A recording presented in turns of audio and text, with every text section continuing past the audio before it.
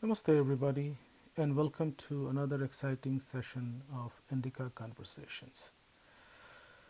Our topic for today is how Indic culture helps us cope with extreme uncertainty, and it's a webinar presented by Sri Ram Prasad ji.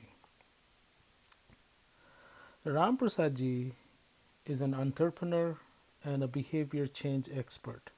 He built a team of behavioral science specialists and designers at Final Mile that today deals with complex and everyday behavioral changes in the area of global health, financial inclusion, safety, organizational change, among others.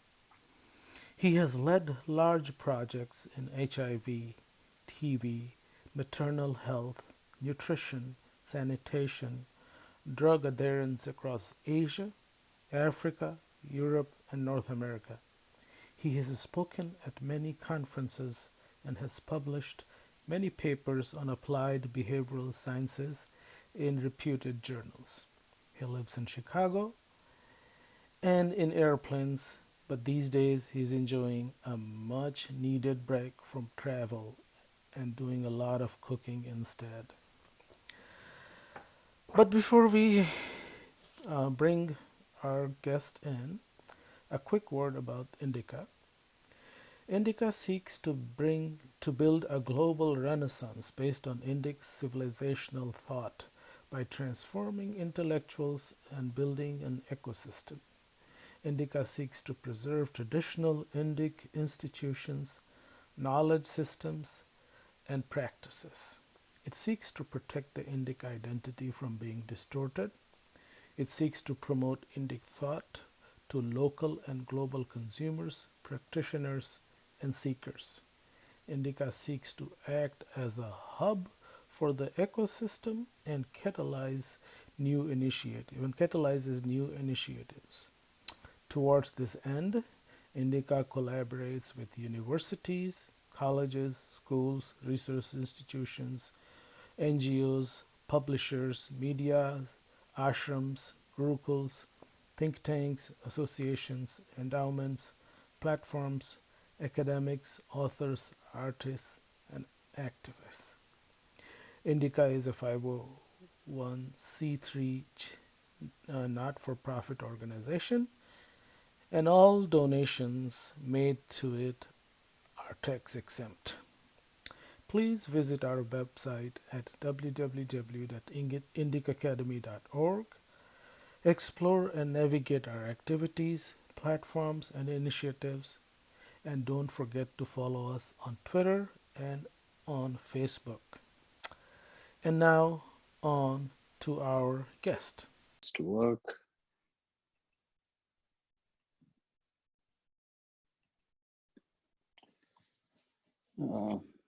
I hope you can all see the screen. Mm-hmm. Yep, great. Okay. So just some quick disclaimers up front.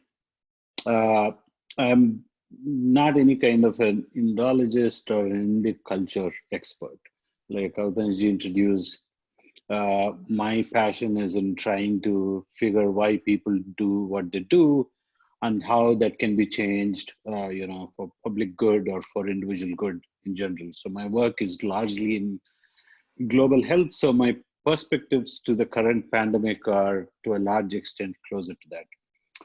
Neither am I any great expert on Indic culture, but a lot of my observations are based on my travels. I had the good fortune of interacting deeply with a lot of different cultures for extended periods of time and have formed a certain view. And this topic of uncertainty has been quite close to my heart. Even before COVID kind of hit us, I was always kind of fascinated by how different cultures and countries deal with uncertainty. How do they kind of cope?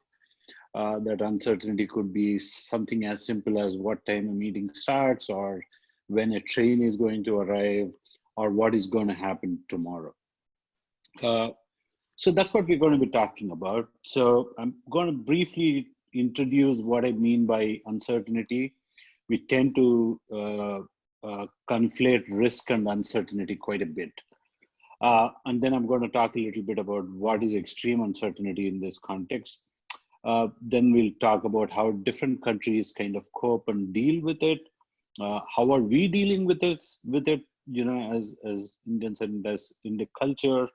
Uh, a little bit about, again, this thing between individualistic and collectivist societies and how they kind of deal with this situation where sometimes you have to take actions for collective good.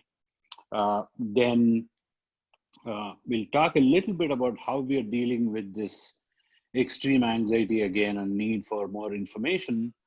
And we'll close it off with the value of, a trusted leadership in times of extreme uncertainty. And uh, uh, so I think ability to deal with uncertainty and having trusted leadership are two big assets. And of course, I mean, having a very good health infrastructure, manufacturing, money, all of those are important, but we cannot build those things overnight, right? So we cannot suddenly put up factories or build a lot of hospitals. We sure can repurpose some things, but we cannot overnight change our health systems. But especially in today's context, I think uh, how we deal with uncertainty determines how we get out of this thing. So, going to start off with some definitions I talked earlier as to how we conflate, risk and uncertainty. There's a fabulous book called Risk, Uncertainty, and Profit by, Frank Knight, where it talks about, risk is when we can measure future events with, with a certain amount of probability and an impact, right? So if I roll a dice, what is the probability of, 2 or a 6? I have a lot of data to kind of determine what is the probability of that happening. Or if I have to determine risk to myself, since I fly a lot, if you have fear of flying, you can look at all the data and say, what are the chances that an aircraft is going to meet with an accident? And both in terms of probability of an event happening and the extent of impact if such an event, would kind of happen. Uncertainty is very different, is that a lot of indefinite things, right? So we don't know what this future event is.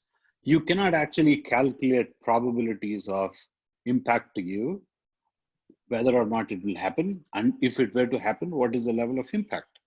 Now, in the current COVID context, we all look at, John Hopkins data or a Worldometer data or stuff that's coming in the Lancet, and look at, the statistics like, say, its case fatality rate, and then say, oh, if I am 40 and healthy, this is my probability, or if I'm 80 and I'm unhealthy, this is my probability. Be as it may, I mean, all of that data is kind of changing, right? So the hospitalization numbers for, a 90 to 40-year-olds in the US, is looking very different to how it looked when it came from China. As such, there are a lot of credibility issues for the data that came from China. So even that number is kind of questionable. So when we talk about uncertainty, it's largely the unknown, whereas risk is the known. So how do we respond with risk? We can get precise information, we can take precise action, we can take precise steps, and we can, get out of it in a safe kind of manner. Whereas uncertainty is a case of unknown, right? So I don't know what's going to happen. I don't know when it's going to happen. So for example, what are the symptoms, right? So initially we heard a COVID symptom is a cough and a fever, but now we learn that, if you lose sense of taste and smell, that's a big symptom. In fact, there is a fascinating project initiated on a mass surveillance on checking how many people are losing sense of smell and taste, because that doesn't require any test. That may be a much better surveillance mechanism than going and running a lot of tests. If you see a spike in the number of people who lose a sense of taste and smell, that could be a great early warning system to know how COVID is kind of progressing. That is one uncertainty. The asymptomatic spread of the disease is another uncertainty, which was not the case earlier. I could be shedding virus and not knowing, uh, and that kind of linked up to a lot of flip-flops that happened on masks. Yesterday, the Center for Disease Control came up with a directive saying we have to wear masks. Still yesterday, we were told that don't wear masks, uh, uh, and that masks sometimes can be dangerous. So the whole world has now come around to this view that we have to kind of wear masks. But again, high level of uncertainty. We already talked about fatality rates. Is there a cure to this thing, right? We are testing, tens of drugs. Uh, there's a lot of uncertainty on rate of spread, right? So initially we saw a lot of data on how weather or warm weather could control or reduce this epidemic. But again, that is in question now. A lot of data on age and comorbidities. Uh, Again, we don't have a lot of precise data. It tells you that if you are at a certain age or certain comorbidities, your risk is higher.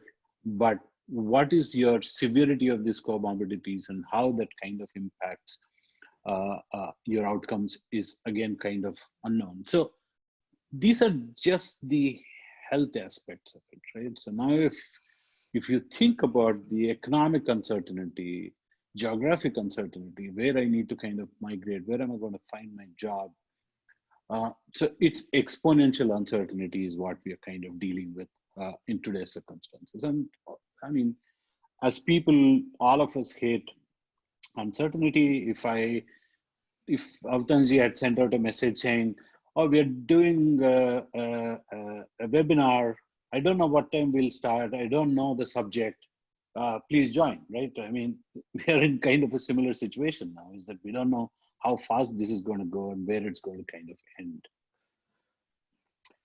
Usually, when we're dealing with uncertainty, we turn to experts, right? Because the general view is that experts and authorities know better, and therefore we should kind of listen to experts. Now, all of us have known what happened with WHO, right? The kind of inconsistent advice that came from WHO on, the human-to-human spread of this, the intensity of this, and a number of things. And not just WHO, you could say that about a lot of experts, right? CDC including. Now, what you see on the slide is this from 538. Essentially, they went and asked a bunch of experts as to where do they think the total number of infections in the US are going to be. And on the blue dots are experts, estimates by experts, and you see kind of a low end and a high end, and you see this the first blue dot is the best estimate, and see how far away the actual numbers are, right? Or at least almost twice as much as to what the experts predicted, right? Now, it's not like experts are worse than lay people. There is another chart that talks about estimates by lay people, which are slightly worse than this. But again, if experts are off by 50, 60%, it tells us what is the level of uncertainty that we are kind of dealing with. So now we are in a situation, whether it's an economics expert or an epidemiologist or a health expert, we are having to deal with a lot of conflicting information, and that puts us in a very difficult kind of a spot. Again, it's also a wicked problem for, again, for those of you who are interested in knowing more about this. There's an entire theory on social complexity and wicked problems. And there are a lot of factors that determine as to what a wicked problem is. That a wicked problem has no stopping rules. Sometimes you don't know the problem till you have a solution. And one of the fascinating aspects of a wicked problem is that every solution brings with it its own unique set of problems, right? So we said we're going to go into a lockdown, and suddenly you have this this crisis of migration, where hundreds of thousands of people have to move from point A to point B into different parts, and that it's in itself is a unique kind of a problem. can talk about problems with economy and whatnot. I mean, we're seeing in news on a day-to-day basis the number of problems, the refusal of a lot of people to go into quarantine, or even attacking healthcare workers and nurses and whatnot. So again, this is another nature of the problem where it brings with it its own unique set of problems. So there's and obviously, I mean, wherever you go, the topic is invariably ends up being COVID. How long will it last? We don't know. Will there be a cure? I don't know. I mean, a lot of theories are being floated. We don't know if there's going to be a cure. Will a vaccine be ready in 18 months? I mean, a lot of people look at this 18 months and think that it is going to be there. I mean, there are two conditionalities there. One, this vaccine has to work. If it works, sure, in 18 months, we're going to have one. But whether or not it will work itself is a problem. And if it happens in 18 months, you have to manufacture, distribute, administer to billions of people, right? So we're going to be in this for a long period of time till either there is herd immunity or there is cure, or somehow magically this thing goes away, which it doesn't look like it's going to go away. How will the second wave look like? And all of us have seen the charts on the Spanish flu as to, the second wave is kind of worse than the first wave.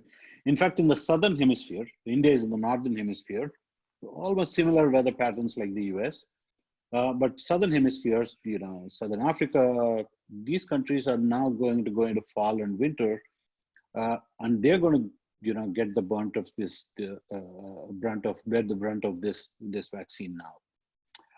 How much will the economy suffer? Again, a lot of numbers kind of floating around, and the heavy job losses, and some questions that everyday people and experts keep asking. I mean, you'll see these articles on a day-to-day basis saying that this lockdown is too severe a measure, or it's too light a measure. We should have done this early. We should have done it later.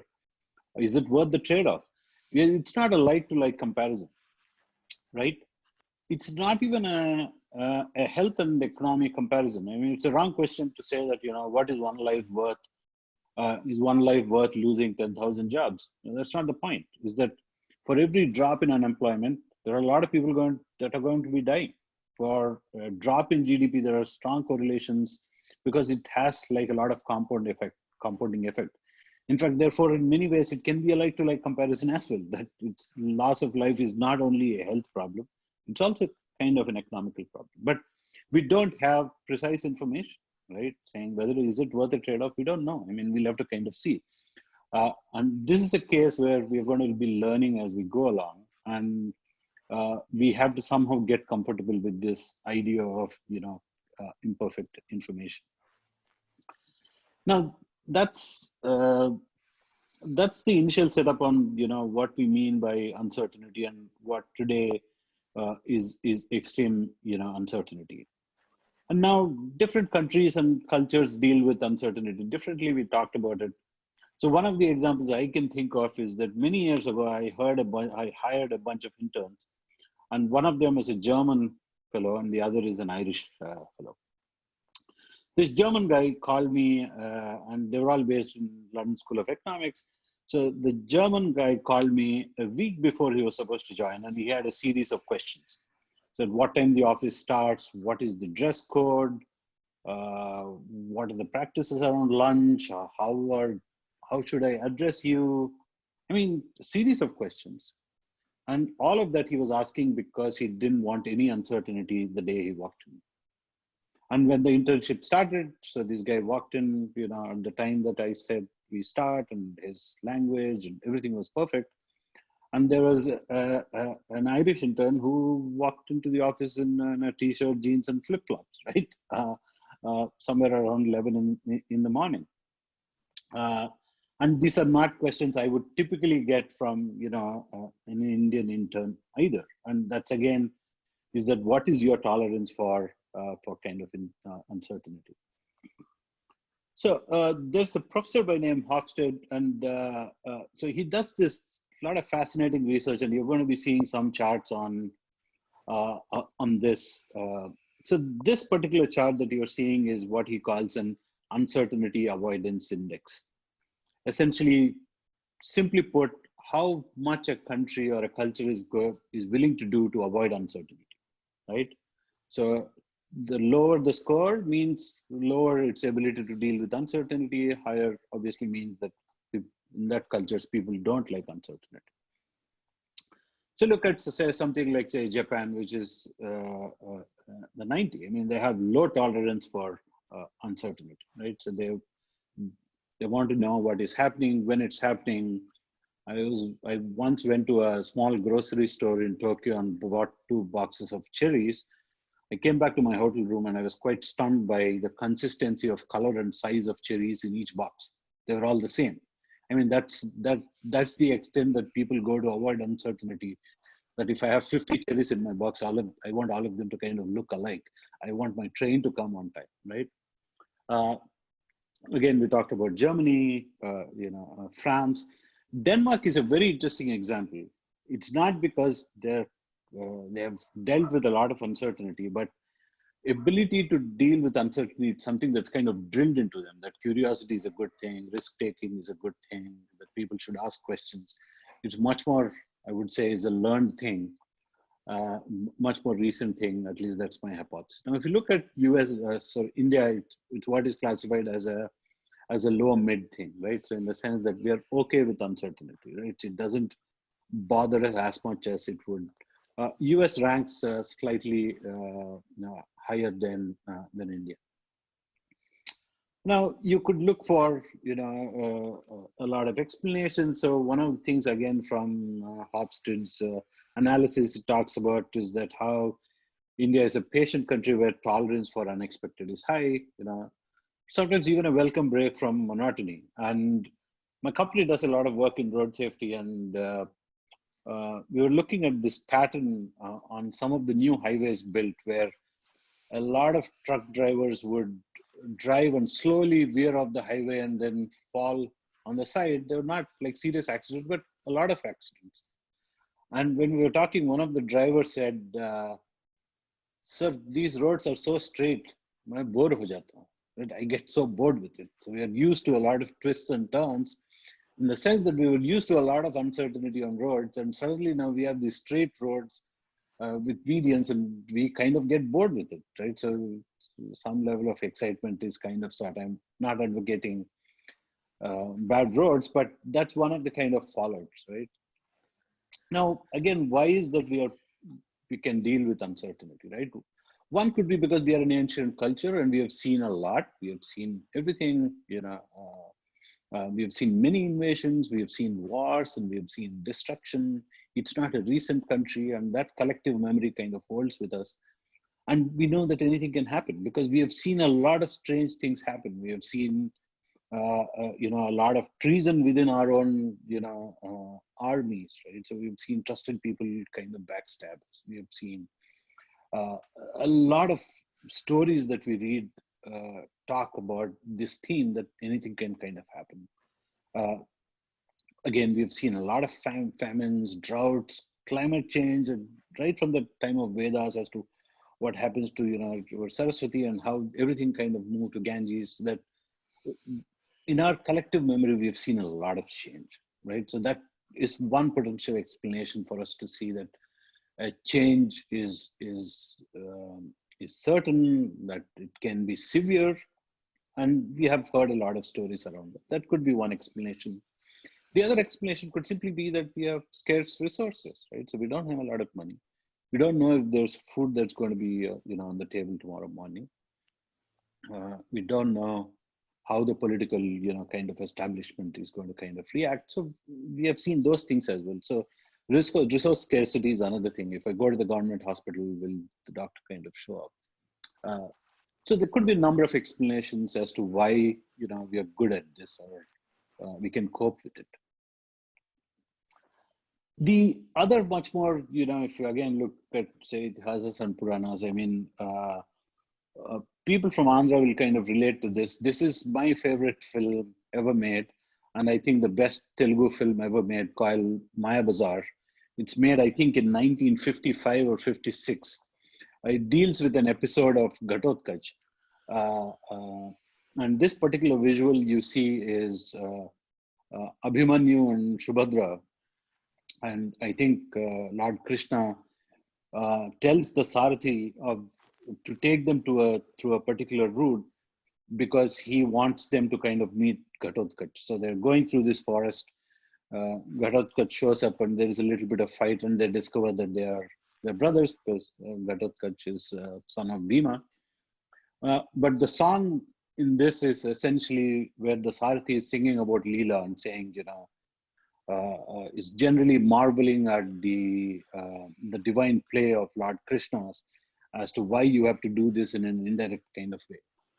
Uh, Again, we have heard a lot of stories about this divine kind of play, and that's probably another explanation a lot of people seek comfort in, right? That all of this is happening is some kind of a divine play, and by definition, it comes with a lot of uncertainties, right? So Abhimanyu or Subhadra expected this to encounter this person, and then discovering that he's a brother, and so on and so forth. It's a fascinating movie, and the lyrics in this are kind of quite telling about um, a general propensity, for uncertainty.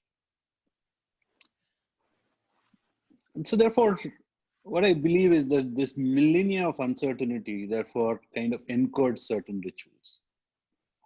Sometimes they don't make sense, and this is a great situation for us to look at this and say, wow, all of this makes sense, right? Uh, and we may not always hear explanations. We are told just do it because you're told to. I mean, we've all heard about as to what's happening with Namaste. We generally don't have a practice of hugging people. And where there are a lot of infectious diseases, it's, handshakes kind of spread a lot. And I was personally fascinated by a lot of rituals after death. Uh, so if you go to a funeral, when you come back, you're supposed to have a bath. In fact, for the first time, I went without telling my mom. When I came back home, she told me to take off the clothes right outside the house and then have a shower and then kind of enter. Again, it's not coming from a sense of purity, but because you may be carrying some bugs. And yesterday, I was reading this fascinating research on why is that some doctors and nurses are still catching this virus in spite of wearing personal protective equipment. And one hypothesis is that this virus sticks to this PPE, and when these nurses come and remove this PPE, it gets aerosolized again and it gets into their nostrils, right? So the idea of kind of leaving clothes outside the house and not even kind of bringing them inside, I think probably has got to do something, some genuine concerns of those days. Or some kind of a quarantine, right? So you're not supposed to, at least where I come from, if there's been a death in the house, you don't have a haircut for the next 10 days. So don't go to a barber, don't infect others. So a barber salon is a big vector for infections, right? So don't go there and don't kind of spread it. Or in whose house there has been a death, you don't kind of cook, we cremate instead of burying. Again, in towns, this is again a habit that's kind of gone down over the last decades. When I grew up in a village, we always had a balti of water outside. Anybody who came home washed their hands and feet and then entered the house. Decades later, we are having to run expensive campaigns asking people to wash hands before eating, right? And it's not something that we had to do in the past, but I think with urbanization, this entire thing of having water outside a home has kind of gone down and creating new kind of problems. It's still very much a practice in many villages. Equally, how we don't kind of have a big practice of eating raw food. Generally, prefer cooked food. Again, so these are some of the rituals that have come because we have dealt with a lot of uncertainty over a period of time. And how does this kind of relate to this current context, right? So extreme uncertainty means like a lot of blanket measures, not specific ones, right? So nobody's telling you wash hands only in this context, do social distancing only in that context. You're talking about blanket measures. And therefore, one of the questions everybody keeps asking is that why did India go into lockdown with so few cases, right? Much before many countries. You look at many states in the US are still not going to willing to go into a lockdown in spite of hundreds of cases. But we went to a lockdown much before many countries, and I believe that's one of the reasons that we went and we were comfortable. There was no widespread questioning as to why are we doing this. We only have a few hundred cases. Is again because of this memory that we have, or a collective memory we have, dealing with uncertainty. Again, my hypothesis, but that could kind of explain some of it. And of course, we have a weak health infrastructure. We don't have a lot of resources. It makes a lot of good rational sense to do it. But again, our memories of uncertainty could be one explanation. The other analogous example of blanket measures is this entire experiment Germany is doing, testing BCG vaccine for COVID. And I was fascinated by what the scientist said. He said, we are looking for a non-specific immunity. A BCG does not give you immunity from COVID, but it gives you a general non-specific immunity towards respiratory diseases, right? Again, this is a great way that we cope with uncertainty, is that you don't take a very specific measure. You kind of carpet bomb in some ways. And this is one case where we're looking for a non-specific immunity to deal with a very specific thing, because again, there's not a lot of uncertainty. There are a number of other factors, as to what in our culture kind of helps us deal with uncertainties, that we don't have as linear a view to time as many people in the West have, where people are seeking a lot more certainty. When is the precise date this is going to end? Tell me exactly how many masks are there, how many of them are in this truck, and how many are there in that hospital, will reach by 9 p.m. or 10 p.m. We don't have that urge for that level of certainty. In this case, it's not possible, right? So it doesn't matter which government is in power, how powerful that government is. For those of you who follow me on Twitter, I'm not such a big fan of the Trump administration, but it's not fair to ask them a lot of precise information at this time, because it cannot be given. It's not available. Everybody is trying to kind of cope with it. Or as a culture, we're much more kind of pragmatic, as opposed to be being idealistic. We believe in many truths, so therefore you could be listening to a lot of experts telling you a lot of things. We don't have a lot of conflict in our view, and people are thinking maybe this is true, maybe that's also true. That could be another explanation, for us, our ability to kind of deal with this entire concept of multiple pieces of information, often conflicting information that is coming our way. And as a culture, I think we are much more comfortable changing things along the way.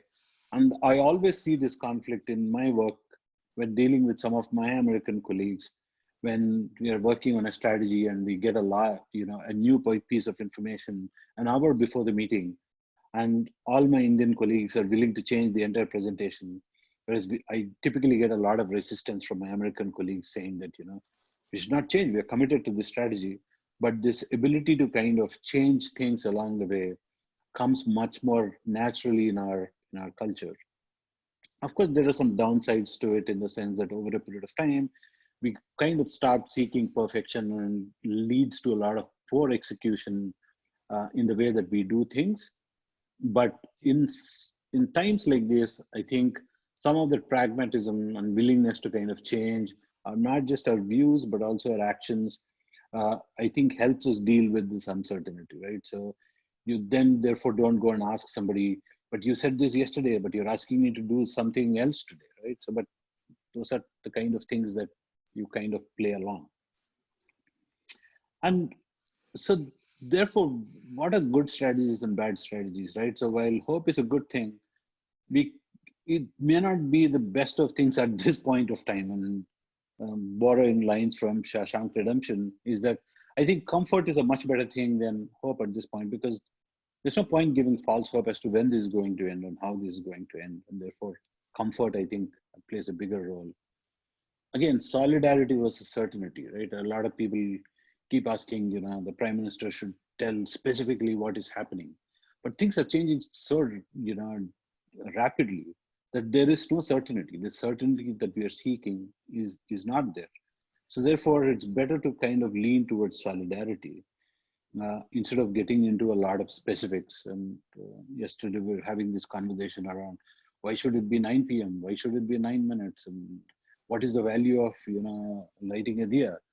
I mean, in such times, there is a lot more value on solidarity than certainty, because certainty is not there. You cannot find it. If all of us wish it, even then it's not going to be there. So I think a better strategy is to kind of seek comfort and solidarity rather than certainty. Uh, I'm going to quickly talk about some of the other things in the next 10 minutes or so. Uh, we always present individualism and collectivism as a kind of conflicting thing. Again, from Hofstede's work on whether it's an individualistic society or a collective society, you will see the numbers again here. The US is more than 90, as in it's a highly individualistic society, whereas India is in between, right? It's kind of closer to 40, 50. And that's because in our society, both kind of coexist, right? So we are not saying all of us are responsible for everything. We have the concept of karma, that you are responsible for your actions, right? It's the society is not responsible for your actions, right? Equally, we also have this sense of belonging to the society. So both these things kind of coexist in us. And that's another kind of value that can help us deal with situations like this. So therefore, it's relatively a lesser of a struggle telling our youngsters to look out for their parents and grandparents, as opposed to some cultures which are highly individualistic, where I really don't care what happens to them. I only care about how I feel and what I want. And I think if it becomes too collectivist, that is a problem. If it is too individualistic, that is also a problem. I think people have to still take responsibility for their actions, at the same time have a sense of belonging as a society, because to tide over this level of uncertainty, this entire feeling that we are in it together, I think is very, very important. I think that's another aspect that kind of helps with us. And the other thing, again, in the context of extreme uncertainty, is that what happens to anxiety and attention. So on the right, you see this is one of the best books in my bookshelf. Is called The Age of Insight by Eric Kandel. He's a Nobel Prize winner, does a lot of work on memory. Very briefly, this book is set in Vienna in the times where there are a lot of great painters and great psychologists like Sigmund Freud. And one of the concepts he talks in this book is that how great painters of the time realized that the more time people spent in front of a painting, the more they kind of notice the nuance, and therefore they like the painting better. And they figured out that if you introduced an element of anxiety into a painting, people paid more attention. And there is a lot of science to it. So if you're in an anxious situation, you look for a lot of information, you pay attention to everything, time tends to move much more slowly. Like you have a symptom, then suddenly you go on to WebMD and start reading everything and immediately conclude that the cough is cancer when it is not. So what happens? It's kind of a vicious cycle, right? So you have anxiety, which leads to attention, and which leads you to go and read. You are basically dealing with a lot of imperfect information.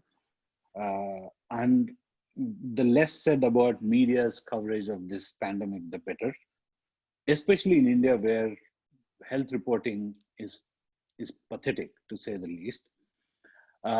And everybody and anybody kind of feeds a lot of nonsense. And instead of helping us, it kind of amplifies the uncertainty. So therefore, the more we read, the more it kind of amplifies the uncertainty. It's kind of a vicious cycle. And therefore, how do we deal with it, right? And so I keep saying, like, nothing like a good distraction in these times. So whatever is happening in terms of, Ramayana and Mahabharata, these are great things, because no matter how much data you see, no matter how much information you read, what you need to do doesn't change. That you need to social distance, you need to lock down, you need to wash your hands. That is not changing. So I can read 1,000 pieces, but that information is not changing. And so therefore, the best thing that we all could do is a good distraction away from too much of imperfect information, I would say. Uh, and I would actually, recommend that we do more of such good distractions, not bad distractions, so that people are, uh, in some ways, kept away from a lot of misinformation that's kind of floating around. Of course, there's a lot of responsibility that media has as to how they should cover it. You cannot put the onus of this on users saying, you be careful of fake news, don't circulate stuff on WhatsApp, because the amount and quality of information that's being bombarded is quite bad.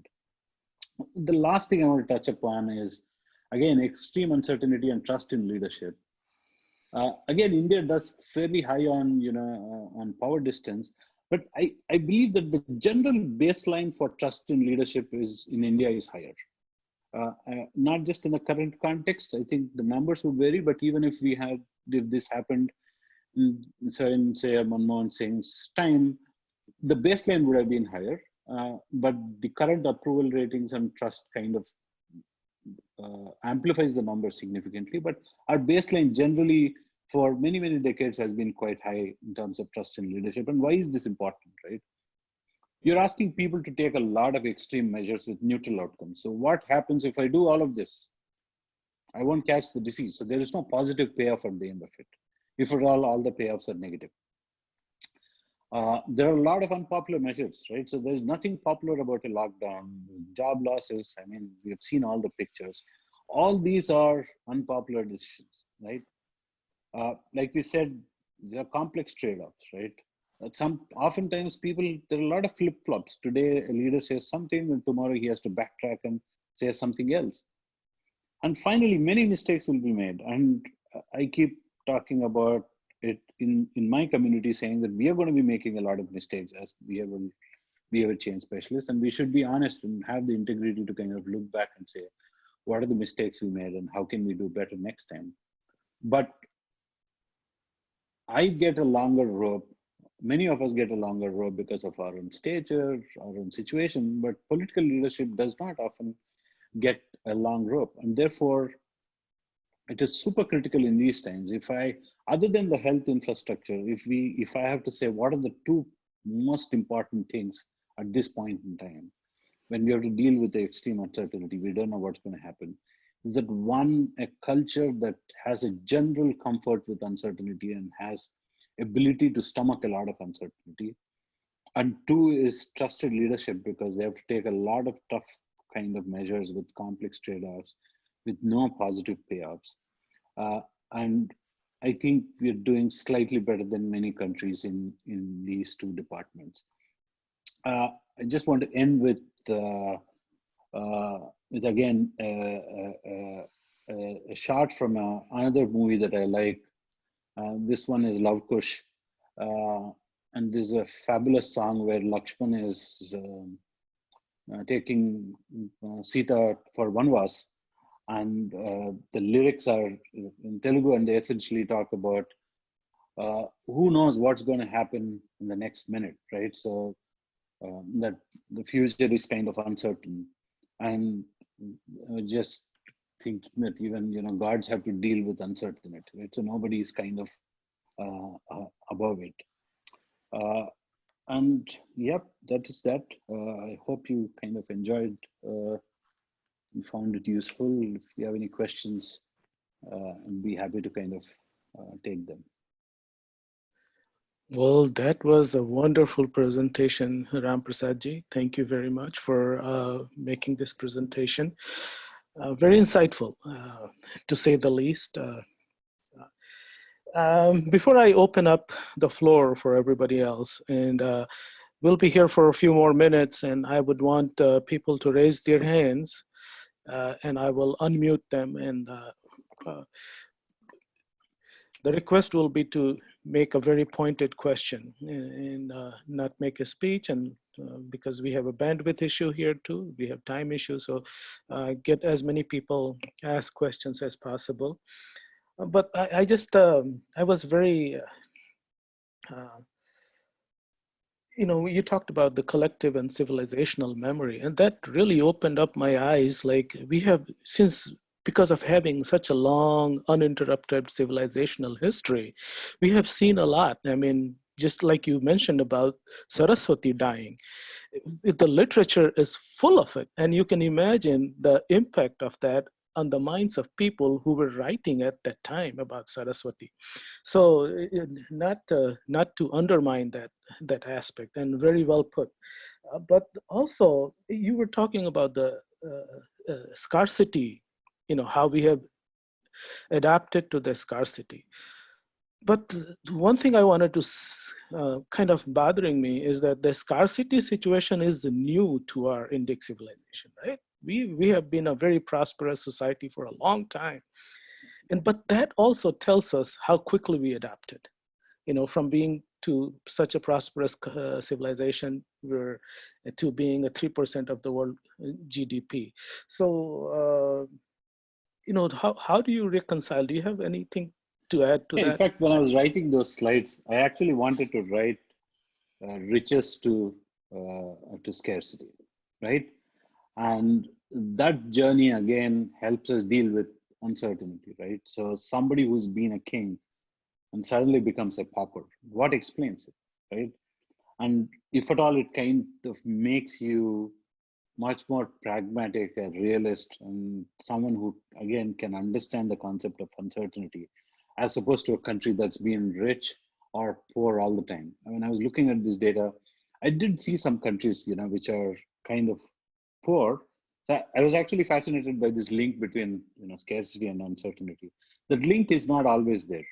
It's not to say that every poor country has an ability to deal with uncertainty.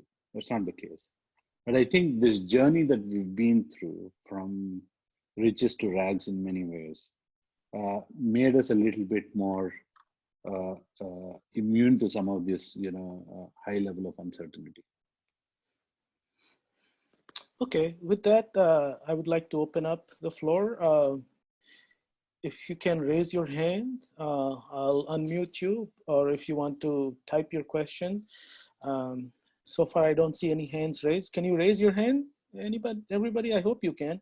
But I have a question here from Manjulaji.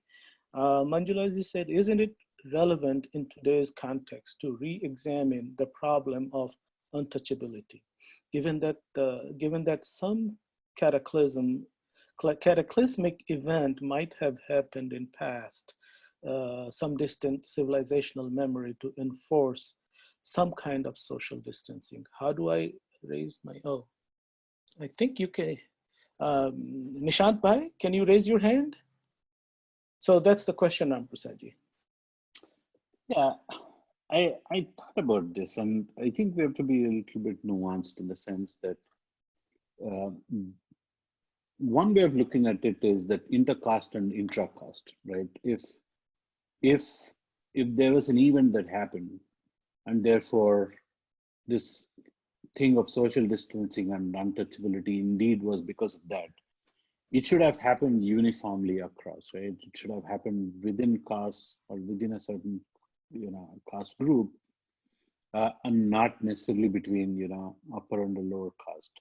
Again, this is not a field that I've kind of studied, but I think we have to apply some framework to kind of understand why this might have happened before we kind of attribute some cataclysmic event uh, to an otherwise, what appears to be a more recent kind of a social practice. But I think we should not conflate the two, right? So doesn't matter which funeral I go to, doesn't matter whether it's a high caste or a low caste. In this case, I went to my professor who was a Brahmin, right? So my mom didn't tell me it's okay, he's a Brahmin, right? It doesn't matter who it is. And I think some of those practices are kind of caste neutral. Uh, but again, like I said, it's not a thing that I've studied, but I did read some commentary on it, and we have to be careful um, uh, before we kind of impute this to some event. Uh, and maybe there is a thing of both, but we should not conflate the two in the current situation, is my sense.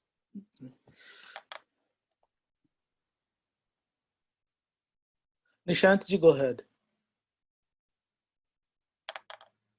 Nishant bhai? No, I just raised a hand just to test out things. But so far, Okay, so good, Ram Prasad. Thank you very much. okay. So I see,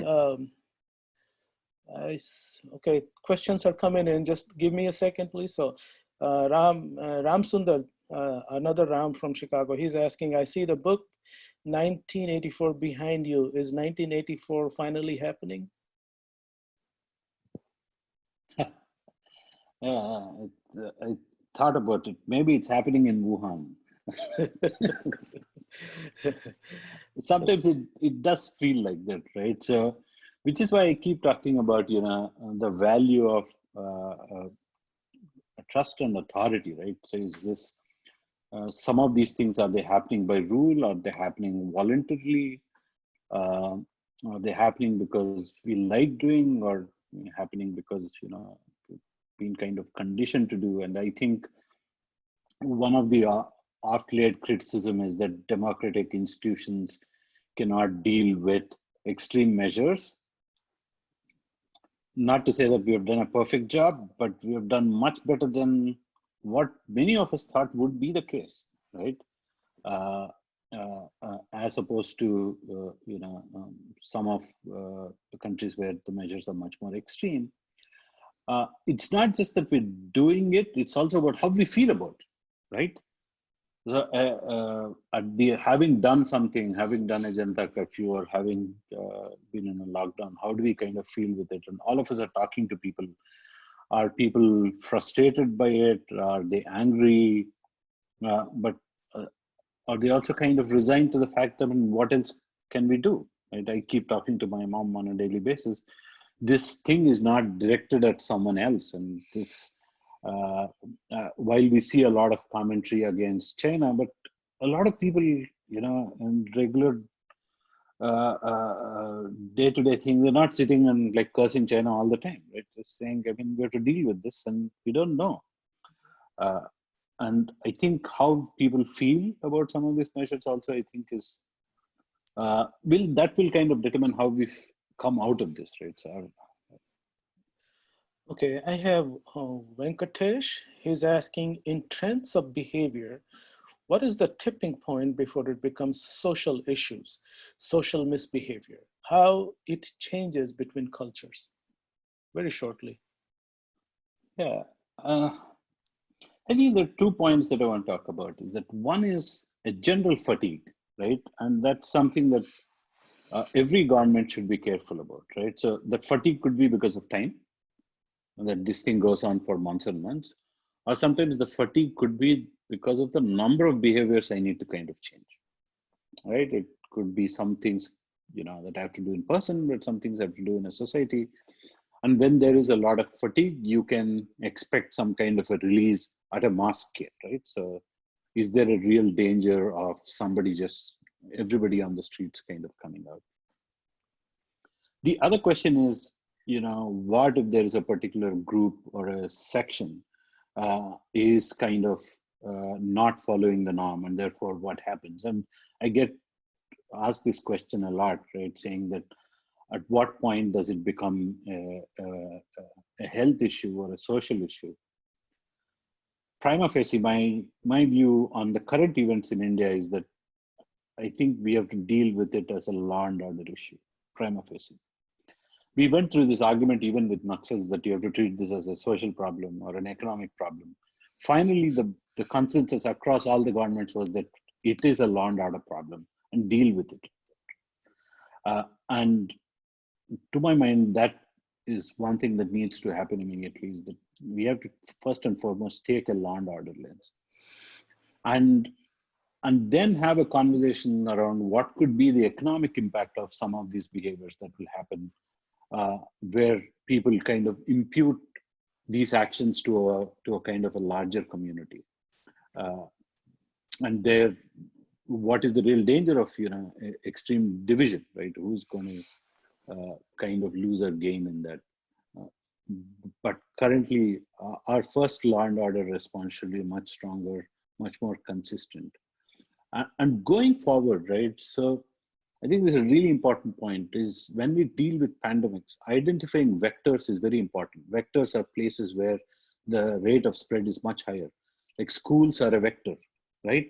Which is why in the US, when they shut schools during Christmas break, your influenza numbers kind of go down because kids are at home, they're not kind of spreading.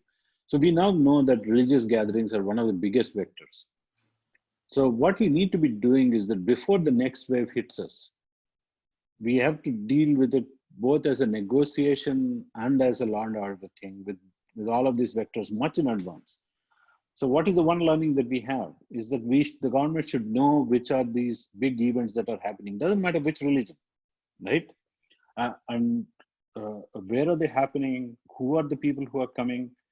Uh, uh, and now we are in a situation where we have a vector now, which is not just large, it's also very, very widespread.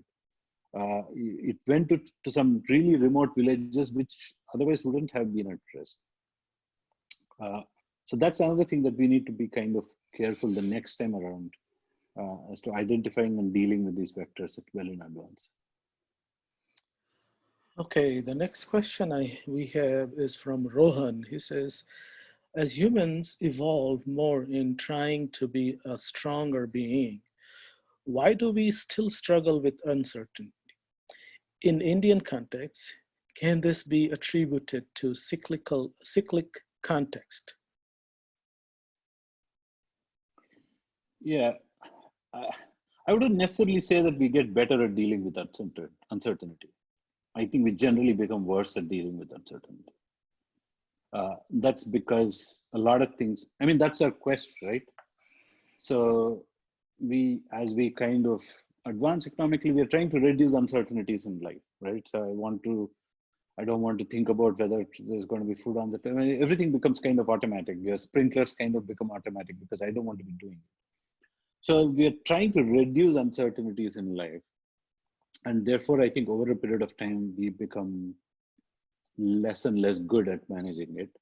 And yes, in the Indian context, like I said, the better we preserve some of this collective memory, I think the better it's going to be for us, right? So even if we become like rich and prosperous, it's important to know because it doesn't matter how rich and prosperous, the most prosperous country today is the worst affected with this pandemic, right? It is not spared, it's not going by rich or poor countries. And so therefore, it doesn't matter how prosperous we become. I think this is something that we should kind of preserve and have as a national kind of a quality, an ability to cope with uncertainty.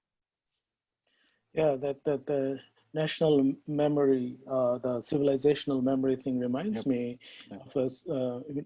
You know, we have always had the custom of having yogurt before you go out somewhere. Yep. Always did. Mm-hmm. And I continued that custom in my household here in the US. And my mother-in-law, she would ask, why do you do that? And my wife asked, why do you do that? And I had no idea. I couldn't answer them until one day my mother-in-law, who is also a medical professional, she was doing her research and she told me that, Avatans, now I know why you do that or why your grandma did that. And she tells me that um, because when you're traveling, you're trying to keep the good bacteria in your gut. And by eating yogurt, you are kind of regenerating, or proactively regenerating good bacteria. So that, anyway. Now we have Mani Sharma asking, have you evaluated Indian Vedic Buddhist psychology framework on how various forms of mental anxieties are categorized and how to deal with them? Short answer is no.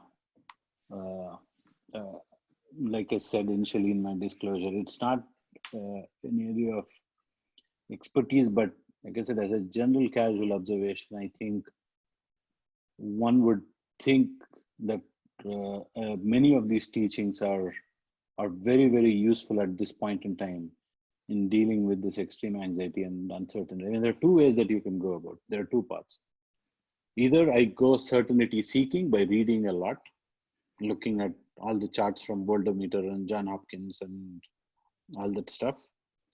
There are other things, doesn't mean that you're ignorant. You read some bit, but you spend some time in meditation or in service, right? I'm dealing with it. I think there's a much better way of dealing with it rather than just consuming a lot of information. Kiran is asking, the current pandemic problem can be classified as a black swan problem, an unpredictable event that is beyond what is normally expected of a situation and has potentially severe consequences. What measures should be taken to circumvent, mitigate such uncertainty, at least to reduce the damage? Yeah, I mean, this is a classic prediction problem, is that you look back and say, oh, the last big pandemic was the Spanish flu that happened in 1918. And somebody was saying, I think it was Bill Gates was saying, is that the only big qualitative difference, and in somewhat crazy way, the good development is that this pandemic hit the West, unlike Ebola or some of the things that went, and so which means that there's going to be a lot of money suddenly, right? Imagine if 10,000 people died in Congo or Zimbabwe, as opposed to, so many people kind of dying here, and therefore there's going to be a lot more resources. How do we prepare for it? And I think one of the big mistakes we make is that defining the constraints very tightly and say, how can I next prepare for another coronavirus? In all likelihood, the next pandemic is not going to be a coronavirus. It could be something else. It could be a bacterial bug, or it could be something else. So I think we have to define the constraints a little bit loose, right? And rather than going and saying, oh, now I need 1 billion N95 masks and I'm going to produce them and keep them in my stockpile. In all likelihood, it's not going to happen so soon, or the nature of it is going to be very different. So if we define the constraints a little bit more loosely, we probably have some more kind of resilient systems that we would kind of build. And two, if at all it has taught us to be take very aggressive measures, upfront when the uncertainty is high. When I know what is happening, I can take precise actions.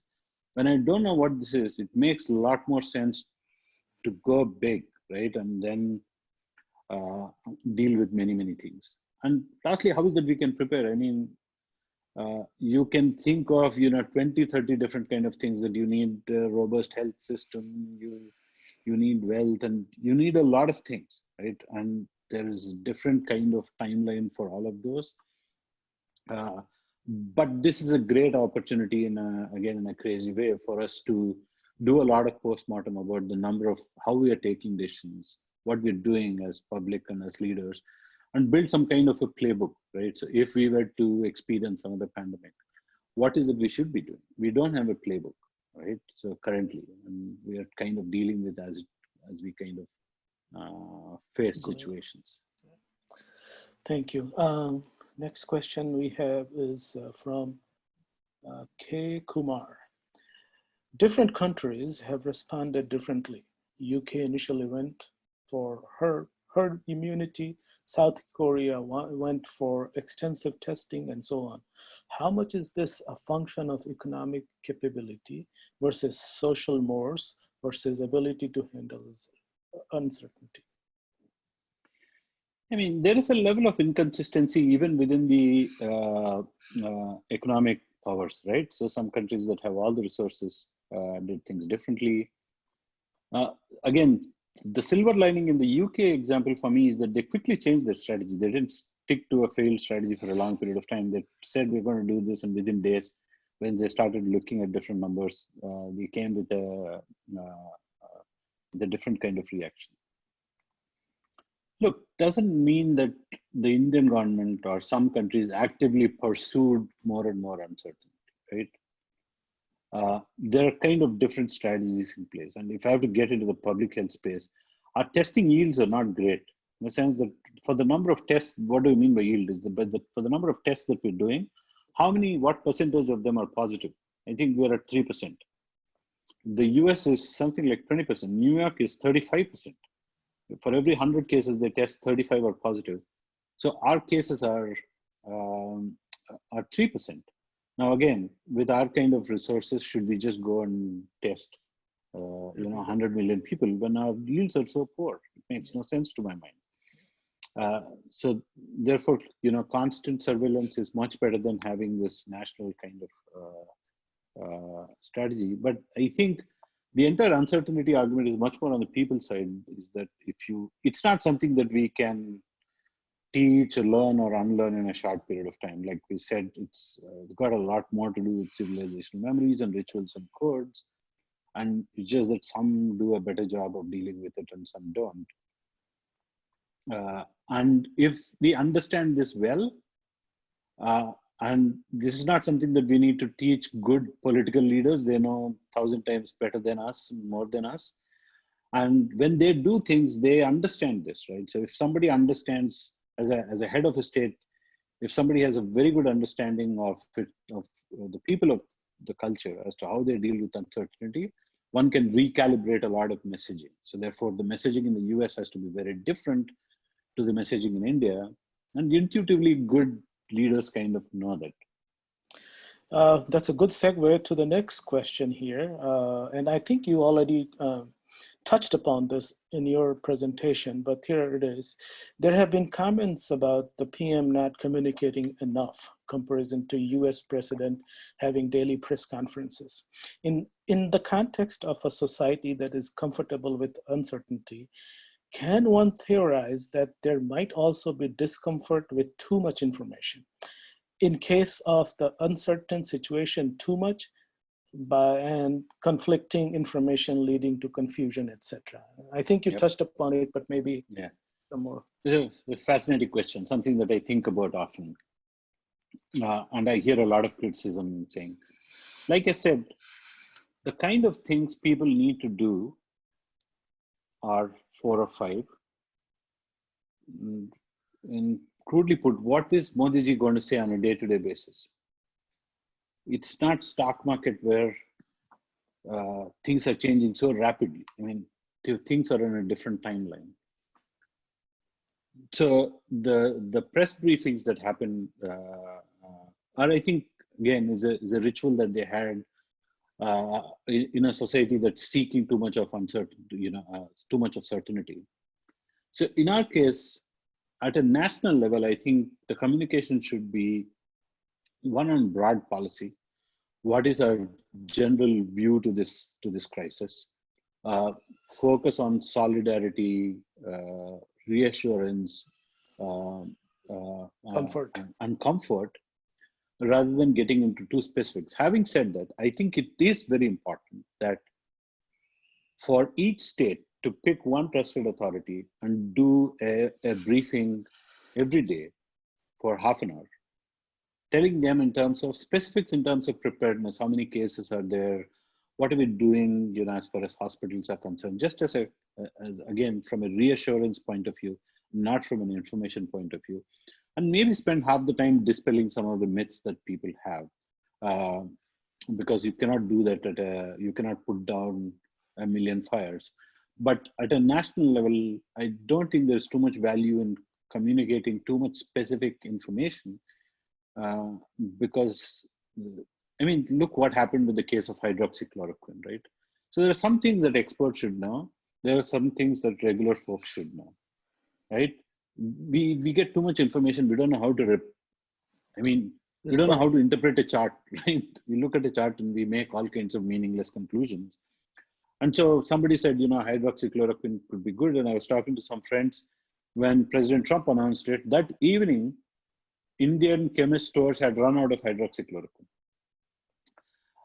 That's what happens with too much information. So we don't know when the drug should be administered.